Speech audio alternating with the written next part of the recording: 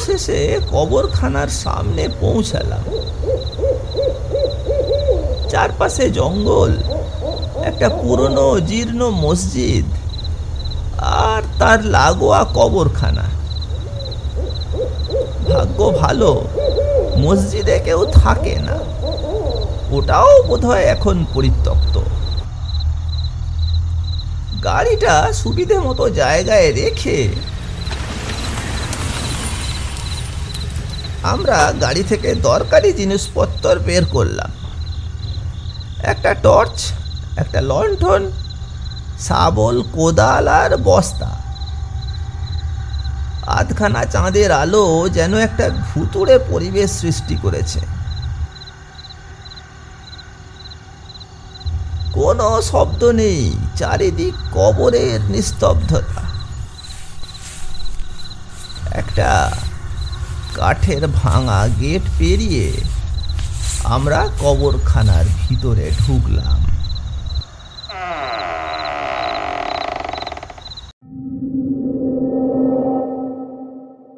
নমস্কার, আমরা গল্প কথক।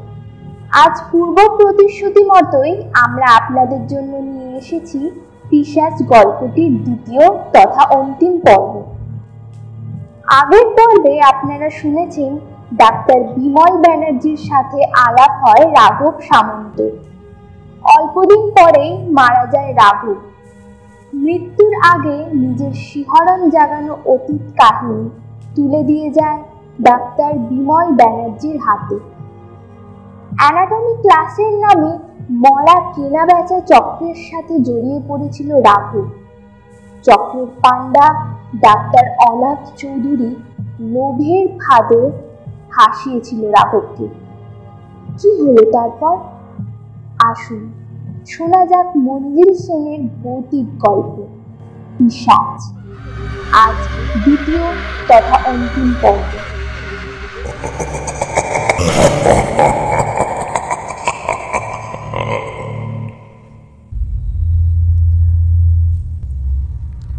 সেদিন ডক্টর অনাথ চৌধুরী একটু আগেই হাসপাতালে এসেছিলেন। আমি তাকে রাতের ঘটনা বললাম। আমার সন্দেহের কথা জানাতেও ভুল করলাম না। মৃতদেহের চিহ্নগুলি পরীক্ষা করে অনাথ চৌধুরী ঘাড় দোলালো। আমি প্রশ্ন করলাম, আমি এখন কি করব? ডাক্তার আমার কথাটাই যেন আবার আওড়ালো। করবে? কিছু করতে চাও নাকি তুমি? আমি প্রতিবাদ না করে পারলাম না। বললাম, কিন্তু মেয়েটিকে কেউ চিনে ফেলতে পারে। আমার মতো অনেকেই ওর চারপাশে ঘুরঘুর করত। ডাক্তার চৌধুরী জবাব দিল, আমরা আশা করব যে কেউ ওকে শনাক্ত করবে না। তবে যদি কেউ মেয়েটিকে চিনেই ফেলে, তুমি চিনতে পারোনি, ব্যাস ল্যাটা চুকে গেল। আসল ব্যাপারটা হলো, এ ধরনের ঘটনা অনেক দিন ধরে চলে আসছে। তুমি এ নিয়ে যদি নাড়াচাড়া করো, তবে ডাক্তার পালকে ভয়ানক ঝঞ্ঝাটে ফেলবে। তুমি নিজেও জড়িয়ে পড়বে। মানে লাশ জোগান দেবার ব্যাপারে একটা চক্র আর ষড়যন্ত্রের সঙ্গে তুমি, আমি সবাই জড়িয়ে পড়ব। যদি আদালতের সাক্ষীর কাঠগড়ায় আমাদের দাঁড়াতে হয়, তবে জেরার মুখে কি অবস্থা হবে আমাদের। তাছাড়া কাগজে কাগজে ফলাও করে সব কিছু ছাপা হলে কি চোখের লোকে আমাদের দেখবে, সেটাও ভেবে দেখতে হবে। খাপ্পা হয়ে উঠবে না সবাই আমাদের উপর? তবে সত্যি কথাই যদি জানতে চাও, আমাদের বেশিরভাগ চালানি খুন জখমের লাশ। আমি প্রায় চেঁচিয়ে উঠলাম, বলেন কি ডাক্তার চৌধুরী? অনাথ চৌধুরী আমাকে খিঁচিয়ে উঠল। আহা, যেন তুমি নিজে ব্যাপারটা সন্দেহ করো। এমন ভান করছো যেন নতুন জানছো। সন্দেহ করা এক জিনিস, আর প্রমাণ করা অন্য জিনিস। হ্যাঁ, তা জানি আমি। এটা এখানে এসে তোমাকে বড় ভাবিয়ে তুলেছে বুঝতে পারছি।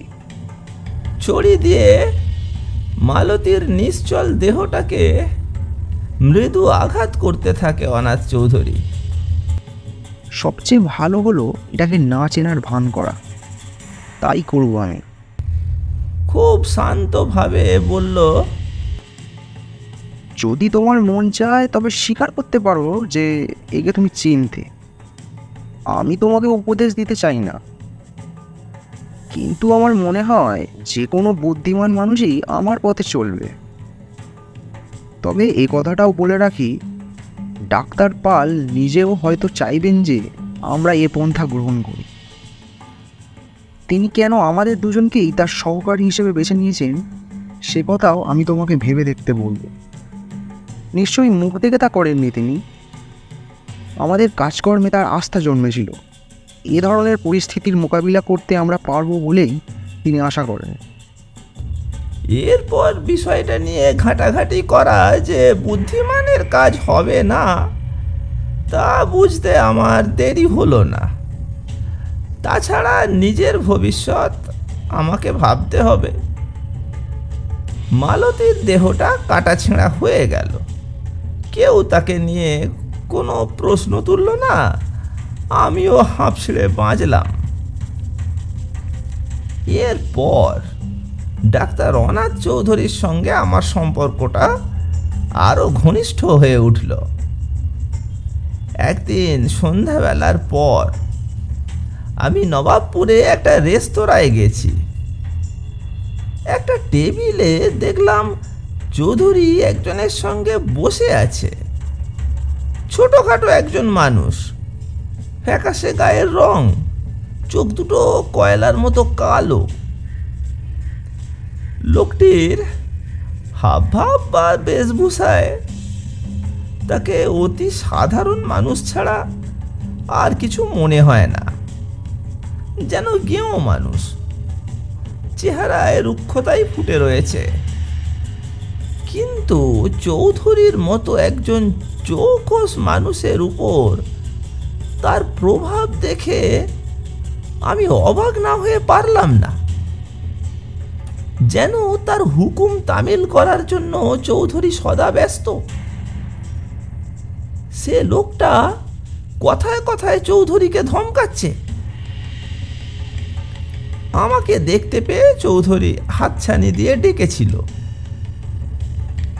আমি কাছে যাবার পর সেই লোকটির সঙ্গে আলাপ করিয়ে দিয়েছিল। তখনই এই অদ্ভুত ব্যাপারটা আমার নজরে এসেছিল। লোকটার নাম গোবিন্দ বসাক, কিন্তু কেন জানি না আমার উপর সে হঠাৎ খুব সদয় হয়ে উঠল। রেস্তোরাঁর একজন ছোকরাকে ডেকে আমার জন্য মুরগির মাংস আর পরোটার হুকুম দিল। তারপর এই অল্প পরিচয়েই নিজে থেকেই নিজের বিগত জীবন সম্বন্ধে বলে গেল অনেক কথা।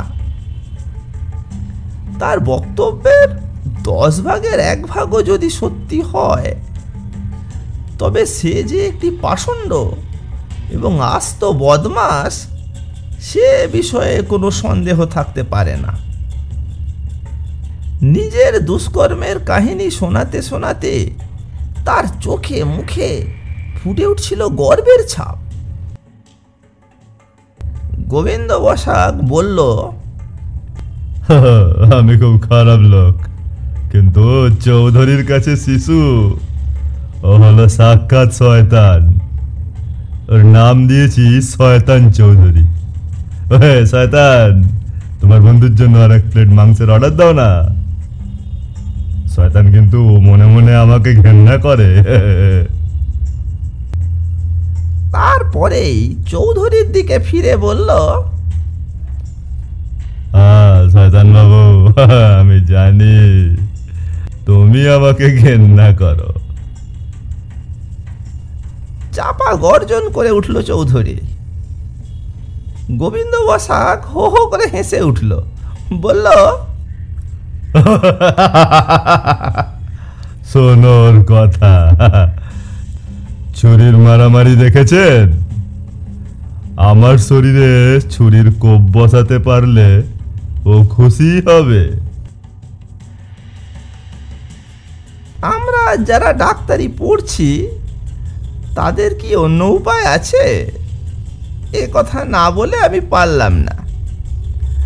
আমরা যাকে পছন্দ করি না তাকে ফালা ফালা করে কাটাছেঁড়া করতে ভালোই লাগে। চৌধুরী মুখ তুলে আমার দিকে তাকালো। ওর দু চোখে একটা অদ্ভুত দৃষ্টি। বেশ অনেকক্ষণ আমরা ওই রেস্তোরাঁয় কাটালাম। বসাক নিজেও কয়েকবার এটা ওটা খাবারের অর্ডার দিল। চৌধুরীকেও সমানে হুকুম করলো মুখরোচক খাবার অর্ডার দেওয়ার। মাঝখান থেকে আমার ভুরি ভোজটা ভালোই হলো। আমরা যখন উঠবো করছি, রেস্তোরাঁর ছোকরাটা মোটা একটা বিল এনে আমাদের টেবিলে রাখলো। ওটাতে চোখ না বুলিয়েই বসাক আঙুলে টোকা মেরে ওটা চৌধুরীর দিকে ঠেলে দিল। আমি দেখলাম চৌধুরীর মুখটা যেন কেমন হয়ে গেল। প্রচণ্ড রাগ আর বাধ্যতা, এই দুই পরস্পর বিরোধী অভিব্যক্তি ফুটে উঠল তার মুখে। অতগুলো টাকা ওকে একা দিতে হবে এটা যেন সে বরদাস্ত করতে পারছে না, কিন্তু প্রতিবাদ করার সাহস নেই। সেদিন ফিরতে একটু রাতই হলো। চৌধুরী আর বসাক ধরলো এক রাস্তা আর আমি অন্য রাস্তা। পরদিন চৌধুরী ক্লাসে কিংবা হাসপাতালে এলো না। আমি মনে মনে হাসলাম। গতকাল রাত্রিরের টাকার শোক বেচারা এখনো ভুলতে পারেনি, কিংবা হয়তো গোবিন্দ বসাকের সঙ্গে কোথাও ঘুরে বেড়াচ্ছে। গোবিন্দ বসাক যেভাবে ওকে হুকুম করছিল, হুকুম তামিল হতে একটু দেরি হলে তিরিক্ষি মেজাজ হয়ে উঠছিল। তা থেকে আমি ধরে নিয়েছিলাম ভেতরে কোনো ব্যাপার আছে। হয়তো চৌধুরীর কোনো কুকীর্তির কথা বসাক জানে, তাই চৌধুরীকে সবসময় তটস্থ থাকতে হয়। সেদিন সন্ধ্যের পর আমি আবার ওদের দুজনের খোঁজে গতকাল রাত্রিরের সেই রেস্তোরাঁয় হানা দিলাম, কিন্তু ওদের দেখা পেলাম না। আরও কয়েকটা শৌখিন রেস্তোরাঁয় উঁকি দিয়েও দেখলাম ওরা নেই। আমি আর রাত করলাম না, ফিরে এলাম। ভোর রাত 4টের সময় সুপরিচিত সেই কড়া নাড়ার শব্দে আমার ঘুম ভেঙে গেল। দরজা খুলেই আমি চৌধুরী তার পুরনো মডেলের ঝরঝরে অস্টিন গাড়িটা এনে দাঁড় করিয়েছে ওই গলির মধ্যে, একেবারে খিড়কির দরজার সামনে। দরজা খুলতেই সে একটা বস্তা টেনে বার করলো। আমার পরিচিত বস্তা। আমি বললাম, কি ব্যাপার, আপনি একাই মালের খোঁজে বেরিয়েছিলেন, একা সামলালেন কি করে? চৌধুরী যেন ধমকে আমাকে থামিয়ে দিল। তারপর পাঁচিলের গায়ের দরজাটা খুলতে বলল। দরজার তালা খোলবার পর বস্তাটা দুজনে ধরাধরি করে ভেতরে নিয়ে গেলাম। অ্যানাটমি ক্লাসটা দালান থেকে বেশ দূরে, তবে ওই পাঁচিলের গায়ের দরজা দিয়ে ঢুকলে ডাক্তার পালের খিড়কি থেকে তেমন একটা দূরে নয়। ডাক্তার পালের খিড়কি থেকে তেমন একটা দূর নয়। সব দিক বিচার বিবেচনা করেই বোধহয় ওই বাড়িটা অ্যানাটমির প্রধানের জন্য বরাদ্দ করা হয়েছিল। বস্তাটা টেবিলের ওপর রাখার পর চৌধুরী চলে যাবার জন্য ফিরল। একটু ইতস্তত করে সে আমার দিকে তাকিয়ে বলল, তুমি বরং মুখটা একবার দেখে নাও। হ্যাঁ, মুখটা তুমি একবার দেখেই নাও। যেন নিজের মনের সঙ্গে যুদ্ধ করে কথাটা সে বলল। আমি না বলে পারলাম না, কিন্তু এটা কোথায় পেলেন, কেমন করে, কখন? জবাব এলো, মুখের দিকে তাকাও। আমার কেমন যেন ভয় ভয় করতে লাগলো। ডাক্তার চৌধুরী অমন করছে কেন? আমি একবার তার মুখের দিকে আর একবার বস্তাটার দিকে তাকাতে লাগলাম। তারপর বস্তাটা কাঁচি দিয়ে কেটে ফেলতেই টেবিলের ওপর যে নগ্ন দেহটা আমার চোখের সামনে দেখা দিল, তা দেখে আমি আঁতকে উঠলাম। এক রাত আগে যার সঙ্গে বসে খানাপিনা আর গল্প করেছি, সেই গোবিন্দ বসাকের লাশ আমার সামনে। চোখ দুটো আধবোজা, মুখে যেন একটা বিকৃত হাসি। বিভৎস সে দৃশ্য। আমি চৌধুরীর দিকে চোখ তুলে তাকাতে পারছিলাম না। আতঙ্কে আমার হাত পা ঠান্ডা হয়ে আসছিল। চৌধুরী পেছন থেকে এসে আমার কাঁধে একটা হাত শক্তভাবে রেখে বলল, কমলনাথকে মাথাটা দিও। কমলনাথ আমারই মতো একজন ছাত্র। ব্যবচ্ছেদের জন্য একটা মাথা অনেক দিন ধরেই সে চাইছে। আমি কোনো জবাব দিতে পারলাম না। খুনি ডাক্তার আবার বলল, এবার লেনদেনের ব্যাপারটায় আসা যাক। মালের জন্য তোমাকে টাকা দিতে হবে, তোমার হিসেবপত্র ঠিক রাখতে হবে তো। আমি কোনো মতে ভাষা খুঁজে পেলাম।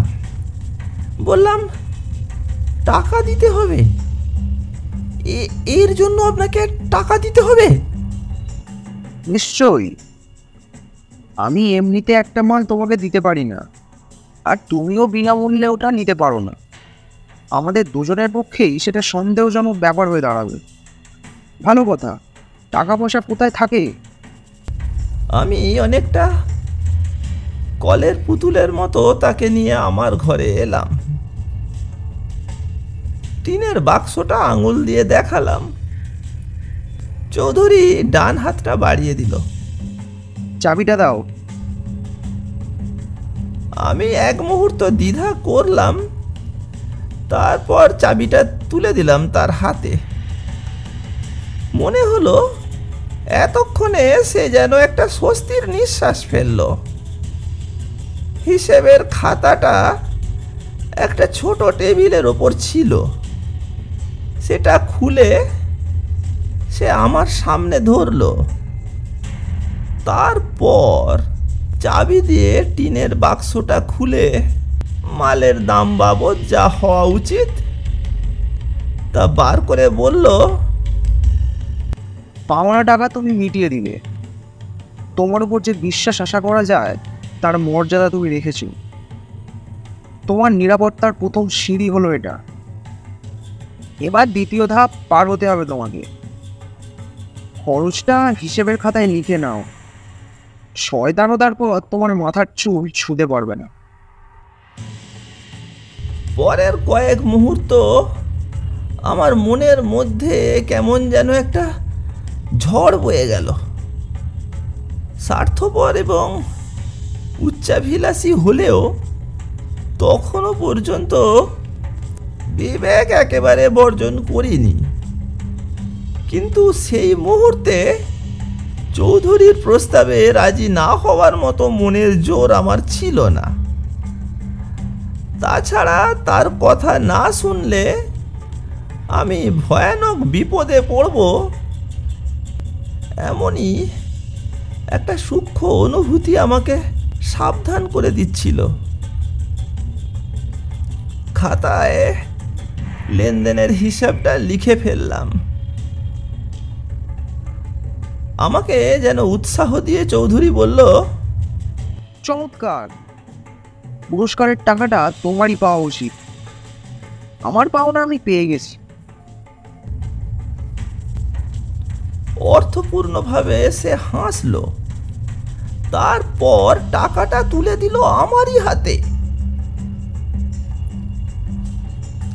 টিনের বাক্সের চাবিটা আমাকে ফিরিয়ে দিতে দিতে চৌধুরী আবার বলল,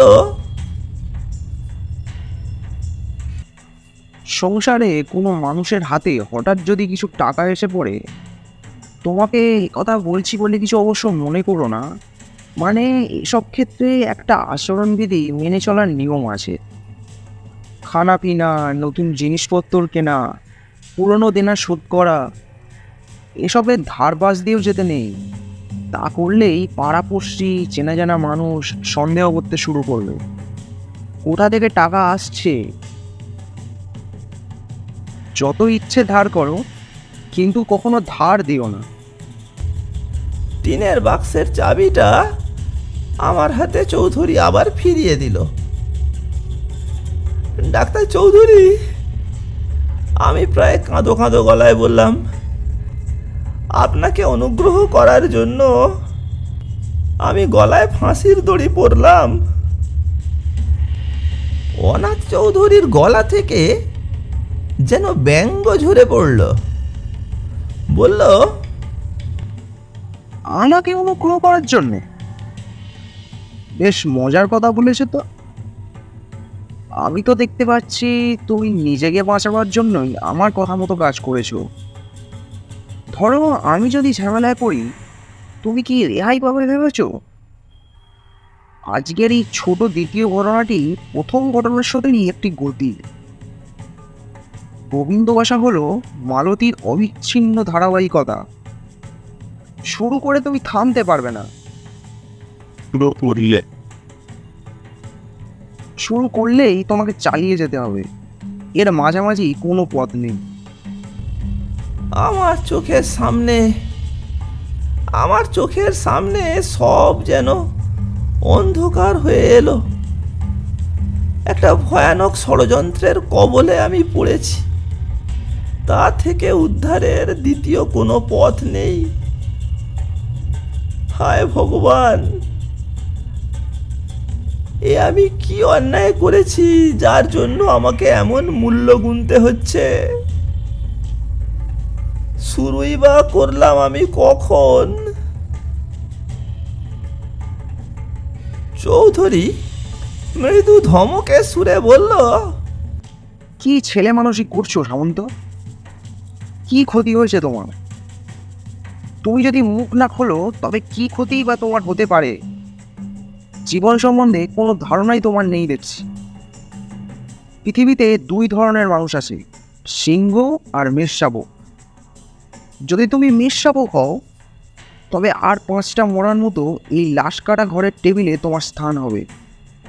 যদি তুমি সিংহ হও তবে আমার, ডাক্তার পালের কিংবা পৃথিবীর সাহসী পুরুষদের মতো গাড়ি চাপবে, জীবন উপভোগ করবে।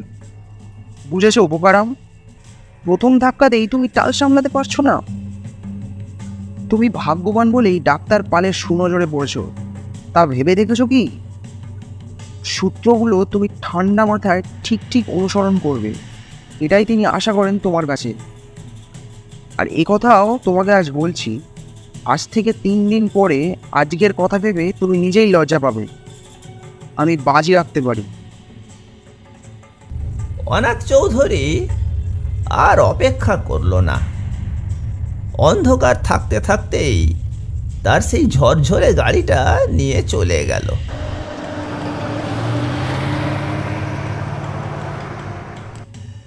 একা একা আমি নিজের অবস্থাটা ভেবে দেখবার চেষ্টা করলাম। নিজের দুর্বলতার জন্য নিজেকে দোষ দেওয়া ছাড়া আর কিছু করার ছিল না আমার। চৌধুরীকে সুবিধা দিতে দিতে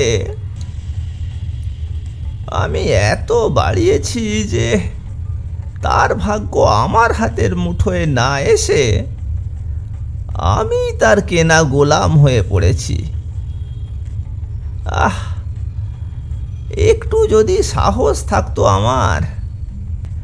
আমার অবস্থা এখন দাঁড়িয়েছে যেন যতই অন্যায় ঘটুক না কেন আমাকে এমনভাবে চলতে হবে যেন সেটাই নেয়। হিসেবের খাতায় অভিশপ্ত সেই সর্বশেষ লেখাটাই আমার মুখ বন্ধ করে দিল।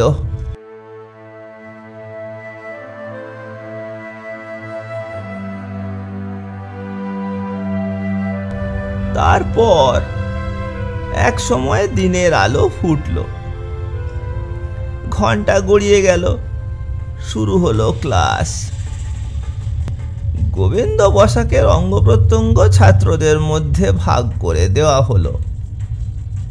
তারাও কোনো প্রশ্ন তুলল না। মাথাটা পেয়ে খুশি হলো কমলনাথ। দুদিন ধরে লাশ কাটা ছেঁড়ার উপর আমি তীক্ষ্ণ লক্ষ্য রাখলাম। যতই কাটা হচ্ছে ততই ওটাকে চেনার সম্ভাবনা কমে আসছে আর সাহস ফিরে আসছে আমার মনে। তৃতীয় দিনে অনাথ চৌধুরী এলো।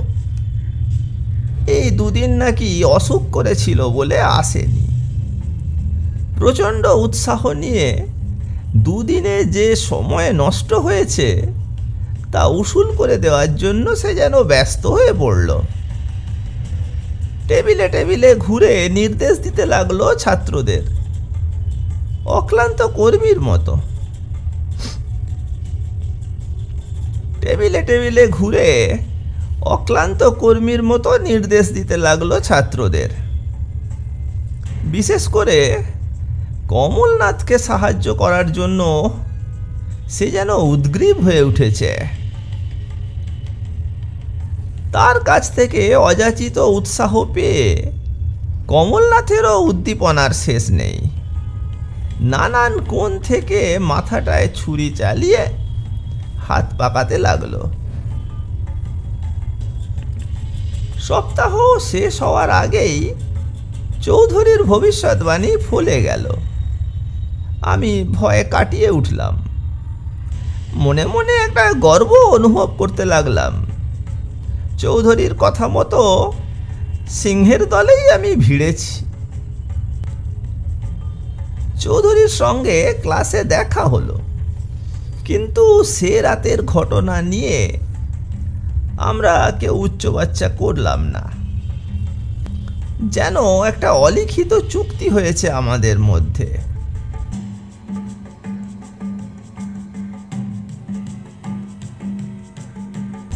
কিন্তু ঘটনাচক্রে আবার আমাদের খুব কাছাকাছি আসতে হলো। মাল সরবরাহে হঠাৎ টান পড়ল। অ্যানাটমির ক্লাস প্রায় বন্ধ। ছাত্রদের মধ্যে দেখা দিল মৃদু অসন্তোষ। ডাক্তার পাল উদ্বিগ্ন হলেন। তিনি আমাকে আর চৌধুরীকে ডেকে এ ব্যাপারে তাঁর দুশ্চিন্তার কথা জানালেন। ঠিকমতো মাল না পাওয়া গেলে ছাত্রদের পক্ষে কাটাছেঁড়া সম্ভব হবে না। তার কাছে কর্তৃপক্ষ কৈফিয়ত চেয়ে বসবেন। এসব বলে তিনি আমাদের তৎপর হতে বললেন।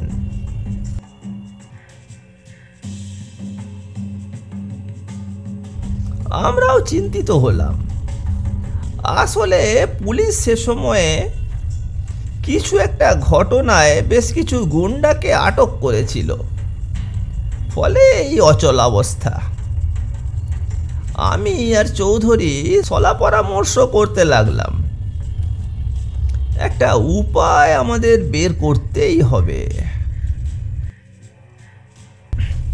ঠিক এমনি সময়ে শহর ছাড়িয়ে বেশ কিছু দূরে একটা খুব পুরনো কবরখানার খবর এলো আমাদের কাছে।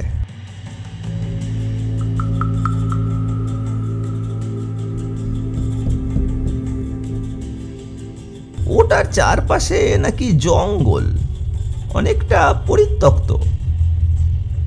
খুব কাছের গাঁয়ের কিছু পুরনো মানুষ ছাড়া ওটা এখন আর কেউ ব্যবহার করে না। একটা নতুন কবরখানা অন্যদিকে হয়েছে, সেখানেই যায়। শুধু পুরনো মানুষরা ভাবপ্রবণতার খাতিরে হোক বা পূর্বপুরুষদের স্মৃতি সম্মানেই হোক, ওটা এখনো ছাড়তে পারেনি। আরও যে খবরটা আমাদের কাছে এলো তা হলো খালেদ মিয়া নামে এক বুড়ো চাষির কম বয়সী বউ বাচ্চা হতে গিয়ে মারা গেছে। মাত্র গতকালই তাকে ওই কবরখানায় সমাধিস্থ করা হয়েছে। আমি আর চৌধুরী পরামর্শ করলাম এ সুযোগ হাতছাড়া করা চলবে না।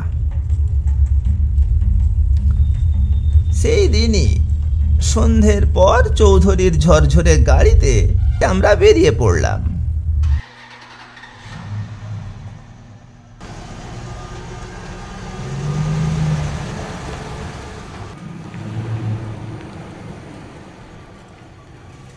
শহর ছাড়িয়ে বেশ অনেকটা দূরে সেই কবরখানা।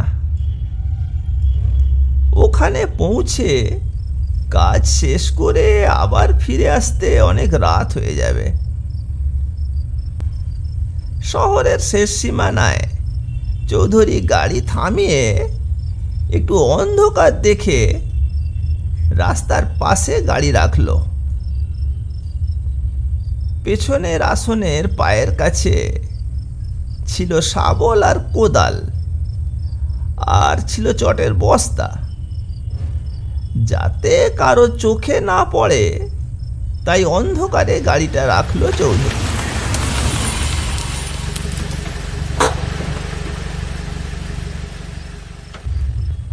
আমরা একটা হোটেলে ঢুকলাম। রাতের খাওয়াটা সেরে নেওয়াই ভালো, নয়তো পেটে কিছু আর পড়বে না। মাংস আর পরোটার অর্ডার দিয়ে চৌধুরী পকেটে হাত ঢোকালো। তারপর এক মুঠো টাকা বার করে আমার হাতে গুঁজে বলল, সেদিন আমার সঙ্গে সহযোগিতা করার জন্য এই সামান্য উপহার তো গ্রহণ করো। আমি টাকাটা পকেটে পুরে বললাম, আপনি একজন দার্শনিক, আপনি ঠিক কথাই বলেছিলেন। 3 দিন পর ও ব্যাপারটা নিয়ে আর আমি মাথা ঘামাইনি। আপনার সঙ্গে ঘনিষ্ঠতা না হওয়া পর্যন্ত আমি একটা বুদ্ধু ছিলাম। আপনি আর ডাক্তার পাল, আপনারাই আমাকে সত্যিকার মানুষ বানিয়ে ছাড়বেন। ভগবানকে ধন্যবাদ, আপনাদের নজরে পড়েছিলাম। তার বলতে তোমাকে মানুষ না বানিয়ে আমরা ছাড়বো না। আর তাই যদি বলো, সেদিন আমার পাশে দাঁড়াবার জন্য একজন সাহসী মানুষই আমার দরকার ছিল। প্রকাণ্ড চেহারার অনেক মানুষই এই দৃশ্য থেকে মূর্ছা যেত, কিন্তু তোমার বেলায় তা হয়নি। তুমি মাথা ঠিক রেখেছিলে, আমি লক্ষ্য করেছিলাম তোমাকে। মাথা কেন ঠিক রাখবো না? আমি বেশ গর্বের সঙ্গেই জবাব দিলাম, ওটা কোনো ব্যাপার নয়। তাছাড়া আপনাকে সাহায্য করার জন্য আপনি চিরকাল আমার প্রতি কৃতজ্ঞ থাকবেন, সেটাও কম কথা নয়। মনে হলো চৌধুরীর কপাল যেন কুঁচকে গেল। চোখ দুটো ছোট ছোট করে তাকালো আমার দিকে, কিন্তু আমি ততক্ষণে বাচাল হয়ে উঠেছি। গলায় অহংকার ফুটিয়ে বললাম, আসল কথা হলো ভয় না পাওয়া। ফাঁসি কাঠে আমি ঝুলতে চাই না, এ কথা সত্যি, কিন্তু সব সময় ন্যায় পথে চলবো, ভগবানে বিশ্বাস রাখবো, এসব আদর্শের বুলি আমার কাছে উপহাস বলে মনে হয়। আপনার আমার মতো সাহসী মানুষদের জন্যই এ জগৎ। হোটেলের টাকা মিটিয়ে আমরা বেরিয়ে পড়লাম। ক্রমে রাস্তা নির্জন হয়ে এলো। আকাশে আধখানা চাঁদ। খুব অসুবিধে হচ্ছিল না। অবশেষে কবরখানার সামনে পৌঁছালাম। চারপাশে জঙ্গল, একটা পুরনো জীর্ণ মসজিদ আর তার লাগোয়া কবরখানা। ভাগ্য ভালো, মসজিদে কেউ থাকে না, ওটাও বোধহয় এখন পরিত্যক্ত। গাড়িটা সুবিধে মতো জায়গায় রেখে আমরা গাড়ি থেকে দরকারি জিনিসপত্র বের করলাম। একটা টর্চ, একটা লণ্ঠন, শাবল, কোদাল আর বস্তা। আধখানা চাঁদের আলো যেন একটা ভুতুড়ে পরিবেশ সৃষ্টি করেছে। কোনো শব্দ নেই, চারিদিক কবরের নিস্তব্ধতা। একটা কাঠের ভাঙা গেট পেরিয়ে আমরা কবরখানার ভিতরে ঢুকলাম।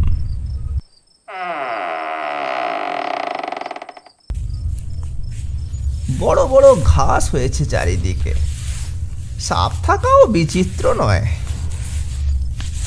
সন্তর্পণে পা ফেলে লণ্ঠন আর টর্চের আলোয় আমরা পথ করে এগোচ্ছিলাম। বড় বড় গাছের ছায়া চাঁদের আলোকে ঢেকে ফেলে এক এক জায়গায় সৃষ্টি করেছে নিরন্ধ্র অন্ধকার।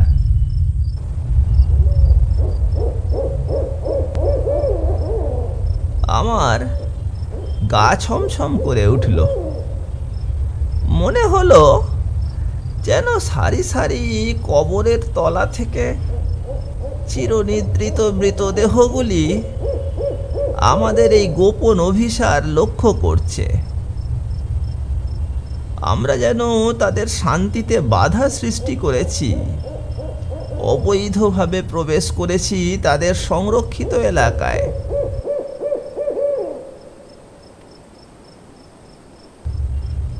সেটা তারা পছন্দ করছে না। চৌধুরীর দিকে তাকিয়ে দেখলাম সে কিন্তু নির্বিকার। আমারও সাহস ফিরে এলো।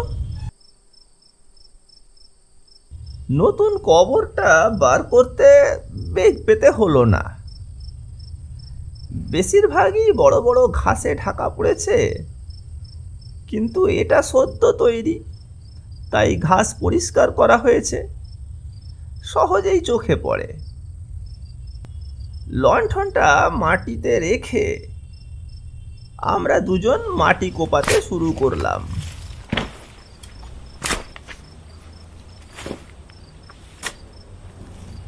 নরম মাটি, সবে খোঁড়া হয়েছিল, তাই তাড়াতাড়ি গর্তটা বড় হতে লাগলো। পরিশ্রমে আমাদের শরীরে ঘামের বন্যা নামলো। তারপর এক সময়ে কফিনটা আমাদের চোখে পড়ল। খুব সাবধানে চারপাশে গর্ত করে কফিনের দুদিক শক্ত মুঠোয় ধরে ওটাকে আমরা মাটির ওপরে রাখলাম। শাবলে চাপ দিয়ে ঢাকনাটা খুলে ভিতরের মৃতদেহটাকে শুইয়ে দিলাম পাশের বড় বড় ঘাসের ওপরে। অল্প বয়সী বউয়ের মৃতদেহ, তেমন ভারী নয়। এবার কফিনের ঢাকনাটা আবার বন্ধ করে গর্তে যেমনটি ছিল তেমনটি রেখে দিলাম, মাটিও ভরাট করে দিলাম। আমাদের কুকীর্তির প্রমাণ আমরা রাখতে চাই না। বস্তার মধ্যে লাশ ভরে আমরা ধরাধরি করে নিয়ে চললাম চৌধুরীর গাড়িতে। পিছনের দিকে পায়ের কাছে বস্তাটা রাখা হলো। যন্ত্রপাতি লণ্ঠন সব নিয়ে এসে আমরা ফিরে চললাম। এত সহজেই একটা লাশ পাওয়া গেছে বা জোগাড় করতে পেরেছি ভেবেই মন উৎফুল্ল হয়ে উঠেছিল। ওটার জন্য যে টাকা দাম হওয়া উচিত সেটা আমরা দুজনে ভাগ করে নেব। সহজভাবে টাকা রোজগারের একটা ভালো পথ পাওয়া গেছে। চৌধুরী গাড়ি চালাতে চালাতে কুৎসিত একটা রসিকতা করলো, আর দুজনেই হেসে উঠলাম।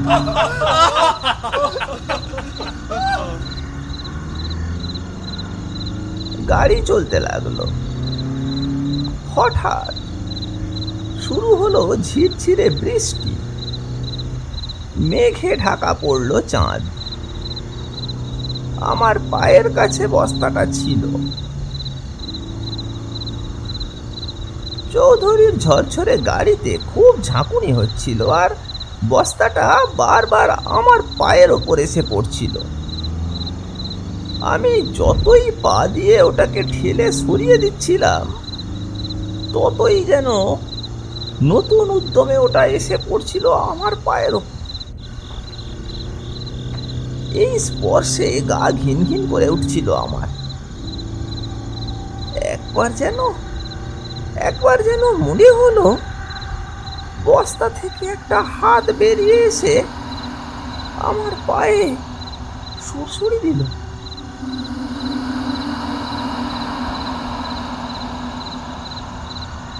ভীষণ চমকে উঠলাম আমি।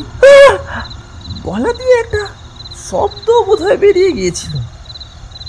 চৌধুরী গাড়ি থামিয়ে আমার দিকে বলল, কি হলো, চেঁচিয়ে উঠলে কেন? আমি কোনো মতে বললাম, আমার কেন জানি ভালো ঠেকছে না, আমার পায়ে কে যেন সুড়সুড়ি দিল। ব্যঙ্গ ভরা কণ্ঠে চৌধুরী বলল, তোমার দেখছি ভয় ধরেছে। এই তুমি সাহসী পুরুষ, হ্যাঁ? টর্চটা জ্বালাও। মেয়ে মানুষের সুরসুরিতে তোমার ভয়ের চাইতে আরাম লাগাই উচিত। গাড়ি থামিয়ে ও নেমে এলো। বৃষ্টির বেগটা বেড়েছে। হঠাৎ কোথা থেকে কতগুলো কুকুর আমাদের চারপাশে এসে ডাকতে লাগলো।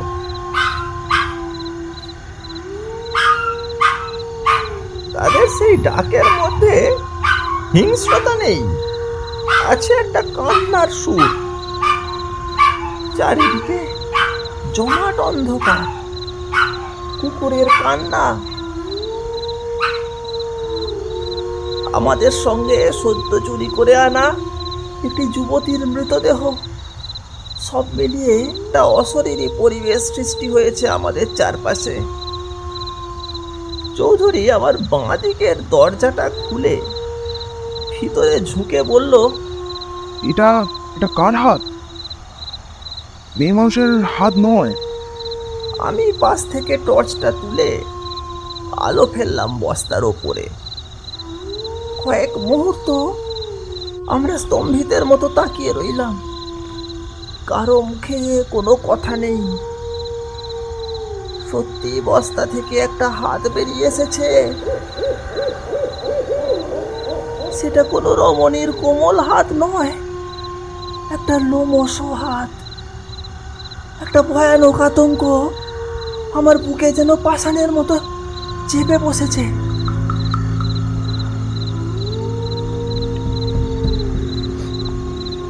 চৌধুরী বলল, এটা এটা কার হাত? মেয়ে মানুষের হাত নয়।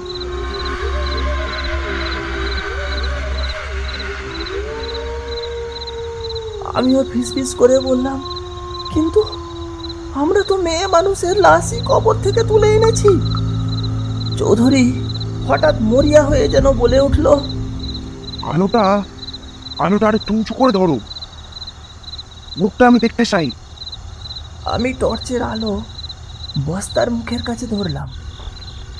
চৌধুরী এক টানে ওটা সরিয়ে দিতেই একটা মুখ বেরিয়ে পড়ল। দাড়ি কামানো একটা মুখ, চোখ দুটো খোলা, গভীর কালো দু চোখের তারা, মুখে যেন ব্যঙ্গের হাসি, যেন আমাদের উপহাস করছে। রাতের নিস্তব্ধতা খান খান করে দিল আমাদের দুজনের আতঙ্কিত চিৎকার। চৌধুরী এক লাফে সরে গেল। আমি কেমন করে ডান দিকের দরজা খুলে লাফ মেরেছিলাম জানি না। অন্ধকারে শক্ত মাটিতে আছড়ে পড়ে হাত পা ছুড়ে গেল। কিন্তু আমার তখন ভ্রুক্ষেপ নেই। দিক বিদিক জ্ঞান হারিয়ে ছুটছি তো ছুটছি।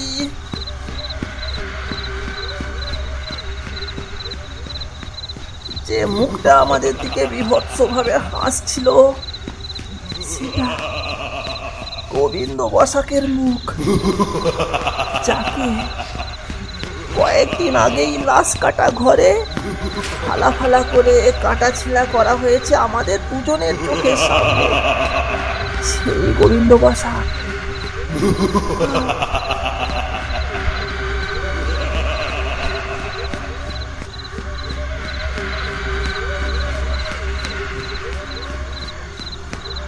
শেষ হলো আমাদের আজকের গল্প পিশাচ। কীরকম লাগলো তা অবশ্যই জানান আমাদের। আপনাদের মতামত জানার জন্য আমরা অপেক্ষায় থাকব। এই রকমই সুন্দর সুন্দর গল্প শুনতে হলে অবশ্যই আমাদের চ্যানেলটিকে সাবস্ক্রাইব করে রাখবেন। আমরা শীঘ্রই আপনাদের জন্য নিয়ে আসব আরও এমন দুর্দান্ত সব ভৌতিক ও অলৌকিক কাহিনী। সঙ্গে থাকুন, শুনতে থাকুন গল্পকথক।